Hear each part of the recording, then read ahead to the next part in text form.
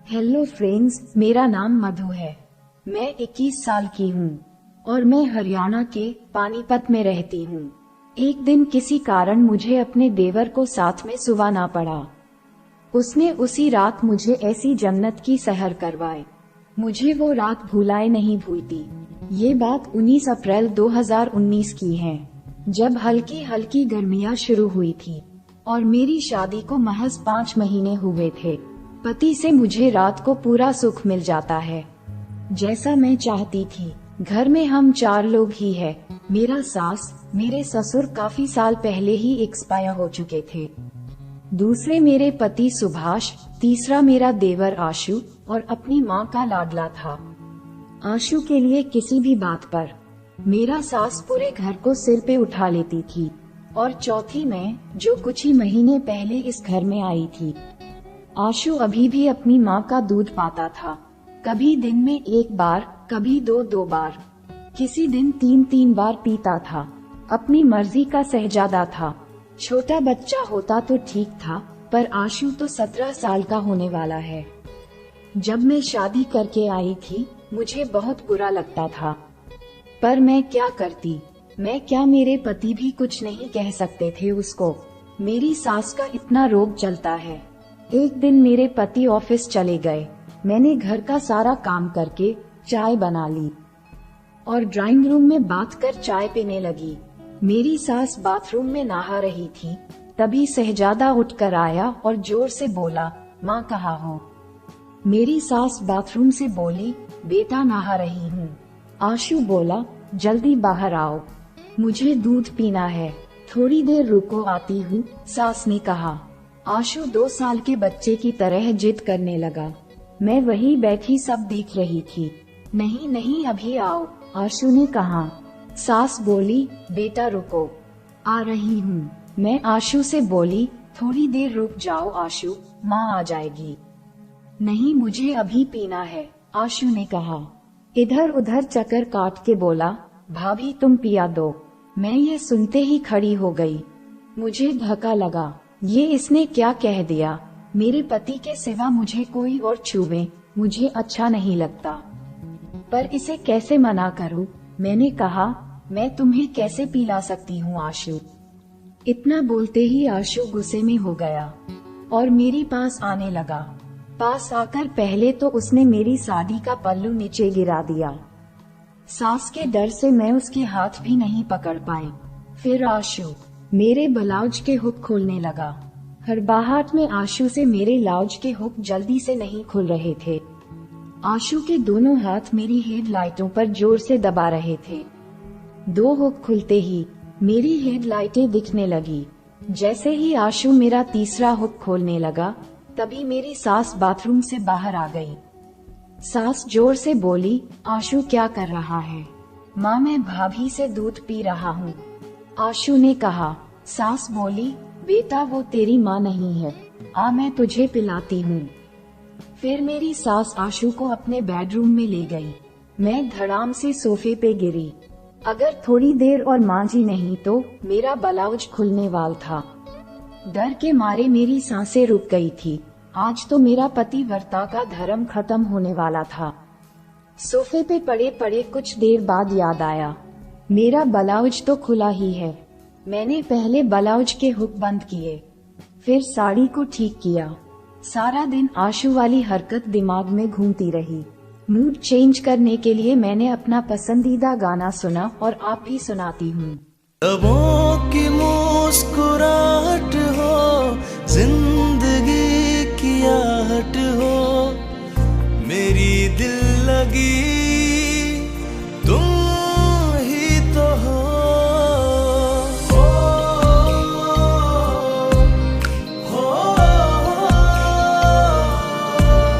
ये गाना मैंने 20 बार सुना, तब जाकर दिमाग शांत हुआ।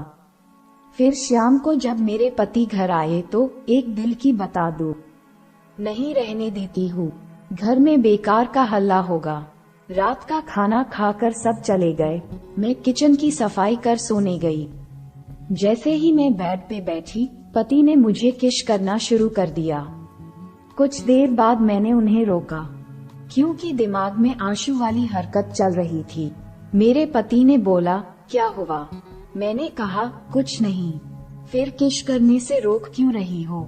मुझे लगा एक पतिव्रता पत्नी को अपने पति से कुछ नहीं छुपाना चाहिए। मैंने हिम्मत कर अपने पति से बोली, आज आशु मेरे ब्लाउज को खेलने लगा। पर क्यों? पति ने कहा। उन्हें इस बात पे जरा भी गुस्सा नहीं आया। मैंने बोला, माँ बाथरूम में थी और आशु को दूध पाना था। मैंने उसे मना कर दिया पिलाने से, तो आशु ने जबरदस्ती पीना चाहा। ये बात सुनकर पति थोड़े उदास हुए। फिर बोले, अगर कभी आशु दूध पीने के लिए बोले तो उसको मना मत करना।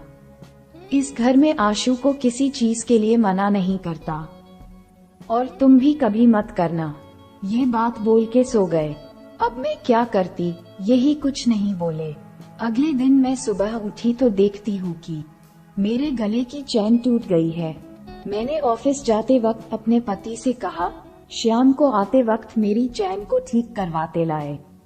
वो बोले, ठीक है। फिर पति ने मेरे गालों पे किश किया और चले गए।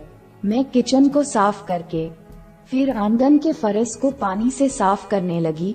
करते करते मेरा पैर फिसल गया और मैं गिर गई। आशु जोर से हंसने लगा।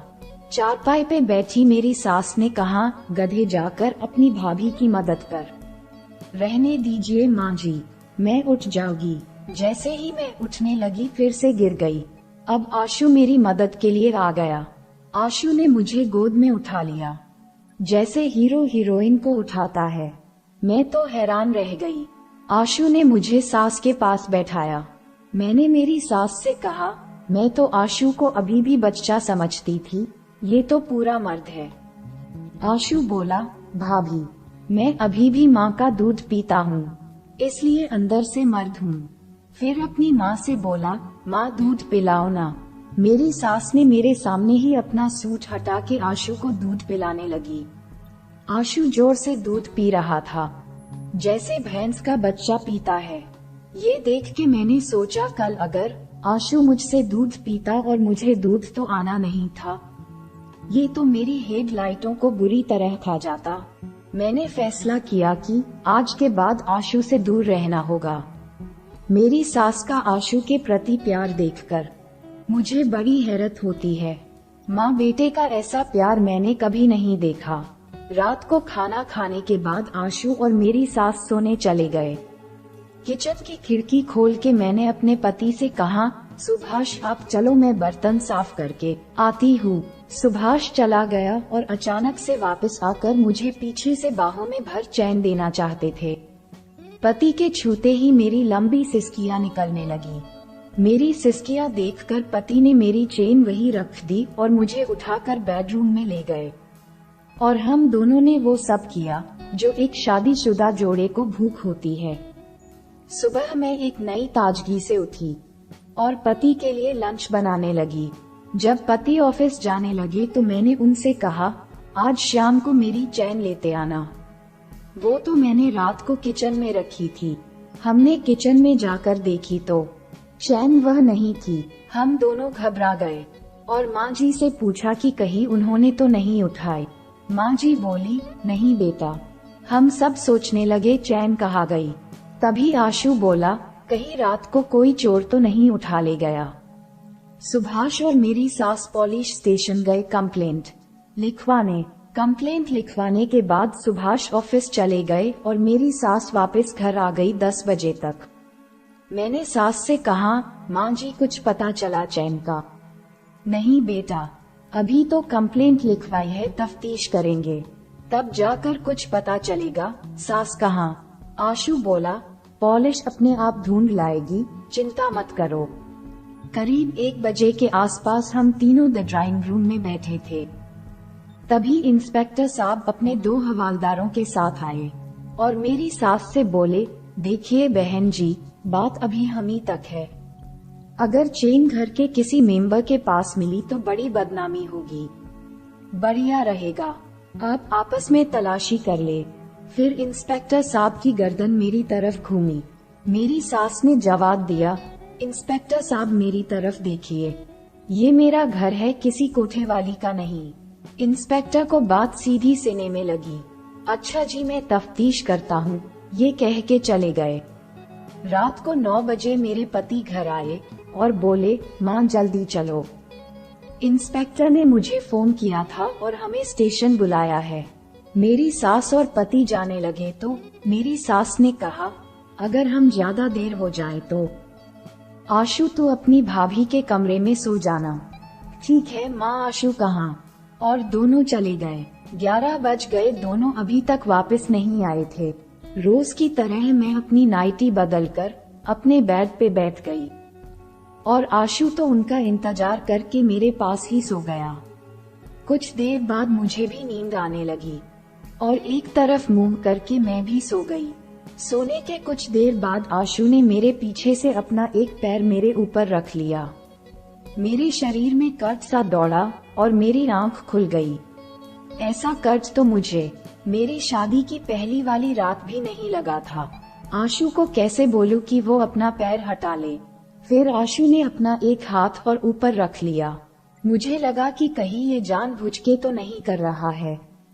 मैंने हल्के से घूमी तो उसका हाथ मेरी हेडलाइटों पे आ गया।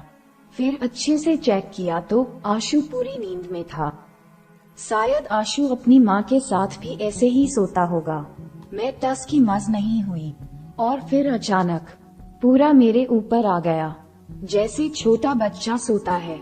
आशु तो बच्चा नहीं था। आशु के गर्म शरीर से न जाने मुझे क्या हो रहा था। मैं उसका वजन महसूस नहीं हुआ। जब आशु अपनी गर्दन राइट में करता फिर लेफ्ट में करता तो आशु की गर्म सांसें मेरे लगे पे लगती तो मेरे शरीर में सनसनाहट होती रहती। मन बड़ा विचलित हो रहा था, पर क्या करती। डर में मारे आशु को कुछ बोल भी नहीं सकती थी या मैं उससे उठा ही नहीं चाहती थी। तभी आशु जोर से ऊपर की साइड हुआ और उसके होंठ मेरी गर्दन पे लगे रहे। मेरे शरीर में आग लगनी शुरू हो गई। मैं जोर जोर से सिसकियां लेने लगी। मुझे सिसकियां इतनी जोर से हो रही थी कि इतना भारी आशु भी ऊपर नीचे हो रहा था। कुछ देर यही चलता रहा। फिर मुझे पूरा सुख मिलने ही वाला था कि आशु अपने आप साइड में उतर कर सोता रहा और मैं एकदम उठी और बेड के कोने पे बैठ गई। सोचने लगी कि इतना मजा मुझे पहले कभी नहीं आया। मैं मूड के पीछे आशु को देखने लगी और अब मुझे आशु पे प्यार आ रहा था। एक मन हुआ आशु को उठ लूं और पूरा सुख ले लूं, पर कैसे? आशु को तो कुछ पता ही नहीं। अगर मैंने उससे बोला और कहीं ये नाराज हो गया तो घर में सबको बता देगा। फिर मुझे आइडिया आया कि क्यों न दोबारा आशु के पास ही लेट जाती हूँ। क्या पता आशु अपने आप सब कुछ कर दे। नींद में मैं आराम से आशु नजदीक लेट गई और इंतजार करती रही आशु कुछ करे, पर आशु तो गहरी नींद में था। फिर मैंने हिम्मत करके वही किया जो आशु ने मेरे साथ किया था। मैंने हल्की सी अपनी नाइटी ऊपर करके अपना एक पैर आशु के ऊपर रख लिया। आशु टस का मज नहीं हुआ। मैं इंतजार करती रही ये कुछ करे। अचानक आशु ने जोर से खींचा कर मुझे अपने ऊपर कर लिया। जैसे चुंबक लोहे को खींचता है वैसे ही मैं आशु के ऊपर गई। मैं मन ही मन खुश हो गई। अभी भी आशु का शरीर उतना ही गर्म था। मैं अपने आप उसके अंदर समाने लगी। मुझे इतना सुख मिल रहा था आपको बता नहीं सकती। कुछ देर बाद मेरा पानी निकला गया और मेरी नाइटी पूरी भीग गई। तभी डोर बेल बजी। मैंने जल्दी से नाइटी बदली और गेट खोलने भागी। मेरी सास और मेरा पति सुभाष वापस आ गए। मैंने पूछा, बड़ी देर कर दी आप दोनों ने आने में। क्या करते? इंस्पेक्टर ने अपने एरिया के कोई चोरों को पकड़ के रखा था और एक एक करके सबको हमारे सामने पूछताछ कर रहा था, सास ने बताया। मैं बोली, मेरी चेन मिल गई क्या? नहीं मिली। सब चोर बोले हमने नहीं चुराई। सुभाष बोला। इंस्पेक्टर अच्छा आदमी है, अपनी चेन जरूर ढूंढ के देगा, मेरी सास ने कहा। फिर हम सब सोने चले गए। मैं अपनी सास के साथ उनके कमरे में सोई और सुभाष अपने भाई के पास, क्योंकि मेरी सास ने इतनी रात को आशु को मेरे कमरे से उठाया नहीं। रोज की तरह सुभाष 8 बजे ऑफिस चला गया और मेरी सास पूजा करने लगी। मैं घर की साफ सफाई में लग गई। करीब 10:30 बजे आशु उठकर सीधा किचन में आया। मुझे आशु को दिखते ही रात वाली सारी फीलिंग दोबारा से होने लगी। फिर आशु बोला, भाभी माँ कहाँ है? मैंने मन में सोचा, वो तो अपने कमरे में है। शायद आशु भूल गया कि रात को वो मेरे कमरे में सोया था और वहीं से उठकर किचन में आया है, इसलिए आशु को माँ जी कमरे में नहीं दिखी। शायद आशु को अभी दूध पीने की तलब लगी है, इसीलिए पूछ रहा है। ये सोचकर मेरे मन में लालसा होने लगी कि आज आशु मुझसे दूध पिले और घंटों पिता रहे। मैंने आशु से कहा, मुझे नहीं पता, यही कहीं होगी, तुम देख लो। आशु किचन से जाने लगा। मैं घबरा गई। उसने तो दूध पीने के लिए नहीं बोला। मेरे अंदर तो आग लगी थी। मैंने भागकर आशु का हाथ पकड़ लिया। जैसे ही मैंने आशु को छुआ, वो अभी भी मुझे उतना ही गर्म। मेरी इच्छाएं और बढ़ गई। मैंने बोला, आशु आज तुम दूध नहीं पियोगे? नहीं भाभी, आशु ने कहा। ये सुनते ही मैं सुन्न हो गई। क्या करती, आशु को जबरदस्ती तो नहीं पिला सकती थी। आशु बोला, भाभी मेरा हाथ। मैंने झटके से उसका हाथ छोड़ा और वो चला गया माँ जी के कमरे में। मैं क्या करूँ, मेरे अंदर आग लगी है। किचन से भागकर मैं अपने कमरे में चली गई। मेरी सांसें इतनी तेज हो गई, मैं बता नहीं सकती। फिर मैं बेड पे बैठी और सोचने लगी, क्या करूँ क्या करूँ। जब कुछ समझ में नहीं आया तो बाथरूम में चली गई और शीशे के सामने खड़ी होकर आशु को महसूस करने लगी। कुछ देर बाद अपने आप संतुष्ट हो गई। जब जाकर आराम आया, फिर मैं नहाकर और दूसरा सूट पहनकर बाहर आई। अब मैं हर वक्त यही सोचती रही, आशु से कैसे नजदीकियां बढ़ाई जाए। कुछ न कुछ पूछने के बहाने आशु के पास जाती और उसके चिपक कर पूछती। ज्यादा देर नहीं चिपकती, कहीं मेरी सास को न शक हो जाए। करीब 2 बजे इंस्पेक्टर साहब अकेले घर आए। मेरी सास बोली, कुछ पता चला इंस्पेक्टर साहब? कुछ तो पता चला है। क्या बात, आज आप चाय पानी के लिए नहीं पूछेगी? इंस्पेक्टर साहब ने कहा। सास बोली, बहू जाओ इंस्पेक्टर साहब के लिए चाय का इंतजाम करो। मैं किचन में चाय बनाने चली गई। सबके लिए चाय बनाने लगी। कुछ देर बाद आशु किचन में आया और बोला, भाभी ये लो आपकी चेन। मैं चेन देखते ही खुशी के मेरे कूदने लगी और जोर से आशु के गले लगी। मैं गले लगे बोली, आशु मुझे तो लगा था चेन मुझे दोबारा नहीं मिलेगी।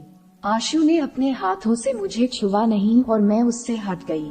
आशु बोला, भाभी मैंने कहा था न, पॉलिश ढूंढ देगी।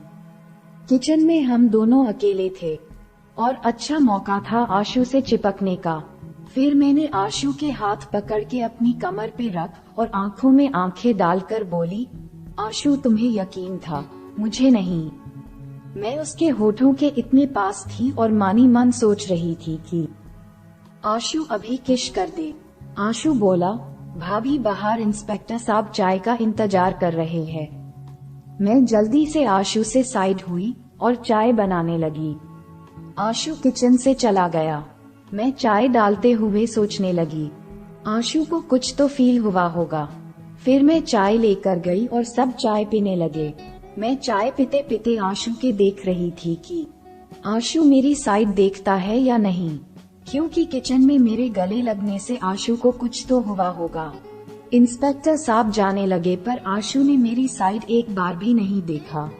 इंस्पेक्टर साहब मेरी सास से बोले, अच्छा बहन जी चलता हूँ, कभी कुछ काम हो तो बताइएगा। जी जरूर, आप भी जब भी टाइम लगे घर आइएगा, मेरी सास ने कहा। फिर इंस्पेक्टर साहब चले गए। कुछ देर बाद हम 3 कैरम बोर्ड खेलने लगे। खेलते खेलते मैंने देखा कि मेरी सास के गले पे दुपट्टा नहीं है और मैंने भी अपना दुपट्टा उतर के साइड में रख दिया और आगे को झुककर खेलने लगी, ताकि आशु की नजर मेरी हेडलाइटों पे पड़े और उससे वो सब दिखे जो मैं दिखाना चाहती हूँ। आशु बीच बीच में गले के नीचे तो देख रहा था, पर उसे कुछ हो रहा था ये पता नहीं। मेरे पति सुभाष के घर आने तक मैं बिना दुपट्टे के फिरती रही। जब सुभाष को पता चला हमारी चेन वापस मिल गई है, इस खुशी मारे सुभाष जल्दी सोने की बोलने लगा। मुझे लगा कल की रात तो सारी स्टेशन में निकल गई और सब अपने अपने कमरे में सोने चले गए। हम दोनों जैसे ही कमरे में पहुँचे, सुभाष मेरे इतनी जोर से चिपका जैसे कई सालों का भूखा हो। फिर सुभाष ने गुल्ली डंडे का खेल भी खेला, पर मैंने अपनी साइड में कुछ नहीं किया। सुभाष अकेला ही लगा रहा। मैं तो बस आंसू की आग के जल रही हूँ। थोड़ी देर बाद फिर सुभाष ने गुल्ली डंडा खेलना शुरू कर दिया और थक कर सो गया। आज मैं पहली बार सुभाष के साथ सोकर खुश नहीं थी। दिल में आंसू के नाम आग लगी है। कुछ दिन यही सब चलता रहा और आंसू से थोड़ी नजदीकियां बढ़ गई है। अब वो मुझे गोद में उठाने लगा है। जब मेरी सांस इधर उधर होती है तो मैं उससे लिपट जाती हूँ और अपनी इच्छाएं पूरी कर लेती हूँ। बस मुझे थोड़ा सा डर है मेरी सांस का। अगर पहला कदम एक बार आंसू उठा ले तो किसी को कुछ नहीं पता चलेगा। कहीं अगर मैंने उठाया और आंसू ने बता दिया तो यही डर है। मैं दिन में बैठी बैठी सोच रही थी कि एक रात मुझे और आंसू को साथ सोने का मौका मिल जाए बस। तभी मेरे पति सुभाष ऑफिस से वापस आ गए। मैंने कहा, सब ठीक है, आप इतनी जल्दी ऑफिस से आ गए। सुभाष ने कुछ नहीं बताया और बोला, माँ कहाँ है? मैंने कहा, माँ जी तो अपने कमरे हैं। हम दोनों उनके कमरे में गए और सुभाष ने घर आने का कारण बताया। माँ, आज ऑफिस इंस्पेक्टर साहब का फोन आया था और मुझे बोले, मैं आज आपके घर आ रहा हूँ, अगर आप भी घर पे मिल जाते तो अच्छा होता। मेरी सास बोली, ऐसी क्या बात हो गई भाई? कुछ नहीं होगा, जब वो आ जाएंगे तब बता देंगे, आशु ने कहा। थोड़ी देर बाद इंस्पेक्टर साहब आ गए, साथ में उनके फैमिली भी थे। हम सब ने साथ में बात कर चाय पी। फिर बात शुरू हुई कि सुभाष को क्यों जल्दी ऑफिस से आना पड़ा। इंस्पेक्टर साहब ने कहा, बहन जी, अगर आपको एतराज न हो तो मैं अपनी बेटी की शादी आपके छोटे बेटे करना चाहता हूँ। ये सुनते ही मैं हैरान हो गई। अच्छा, इसीलिए अपनी बेटी और बीवी के साथ आए हैं इंस्पेक्टर साहब? अभी तो आशु की उम्र छोटी है और अभी से शादी की बात। मेरी सास बोली, ये तो अच्छी बात है, मुझे तो इतराज नहीं है। तुम क्या कहते हो सुभाष? ये तो खुशी की बात है, अब तो अपना आशु घोड़ी चढ़ेगा। किसी दिन शुभ मुहूर्त देखकर इनकी शादी कर देते हैं। ये बोलकर इंस्पेक्टर साहब चले गए। मैं मेरी सास के सामने कुछ नहीं बोली। रात को जब हम दोनों सोने लगे तो मैंने सुभाष से कहा, आपने मना क्यों नहीं किया आशु की शादी के लिए? अभी तो उसकी उम्र छोटी है शादी के लिए। सुभाष बोला, मुझे वो बात आज भी याद है जिस दिन आशु ने तुमसे दूध पीने की कही थी। अब वो बड़ा हो रहा है, न जाने किसी दिन आशु तुमसे ऐसी चीज मांग ले और तुम दे न पाओ। ये कहकर सो गए। इससे कहते हैं फूटी किस्मत। जब मेरे पास टाइम था तब मैं आशु से दूर रहती थी। अब मैं आशु के पास जा रही हूँ तो मेरे पास टाइम ही नहीं है। एक बार भी नहीं आशु का सुख भोग पाए। अब न जाने कभी ऐसा हो पाएगा। दोस्तों, आपको ये कहानी कैसी लगी मुझे कमेंट करके जरूर बताएं। वीडियो को लाइक करें। धन्यवाद।